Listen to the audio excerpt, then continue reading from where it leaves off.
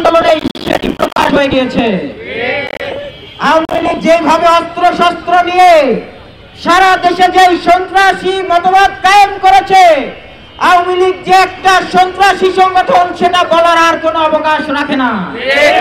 এদেশের সর্বস্তরের মানুষ, এদেশের সর্বস্তরের ছাত্র জনতা জেনে গেছে, বাংলাদেশে আওয়ামী লীগকে যদি রাজনীতি করবার দেওয়ার সুযোগ থাকে তাহলে এদেশে সাধারণ মানুষের জীবনের কোনো নিরাপত্তা থাকবে না।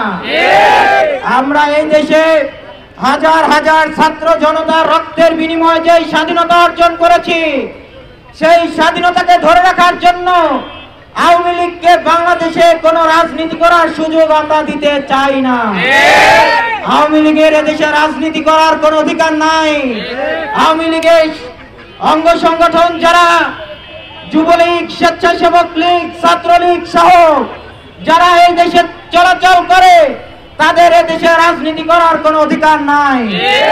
আওয়ামী লীগকে অবিলম্বে নিষিদ্ধ ঘোষণা করে, সন্ত্রাসী সংগঠন হিসেবে নিষিদ্ধ ঘোষণা করে এই সংগঠনের প্রতিটি নেতা কর্মী সহ এই সংগঠনকে বিচারের আওতায় আনতে হবে।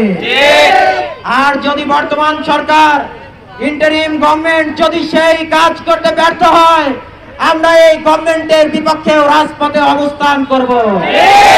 আমরা ব্যর্থহীন কণ্ঠে বলে দিতে চাই, এদেশের সকল রাজনৈতিক দল, ছাত্র সংগঠন আমরা একমত, আমরা ঐক্যমত যে আওয়ামী লীগকে আমরা বাংলাদেশে কোনো রাজনীতি করতে দেব না, দেব না, দেব না।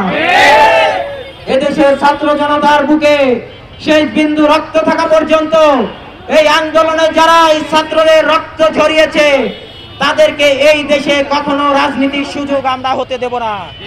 সম্মানিত উপস্থিতি, আপনাদেরকে বলে দিতে চাই, আওয়ামী লীগকে নিষিদ্ধ করে বাংলাদেশকে একটি সুন্দর, সুখী, সমৃদ্ধশালী সোনার বাংলাদেশ গড়ার প্রত্যয়ে ঐক্যবদ্ধভাবে সকল রাজনৈতিক দলকে একত্রিত থাকার আহ্বান জানিয়ে আমার বক্তব্য এখানেই শেষ করছি।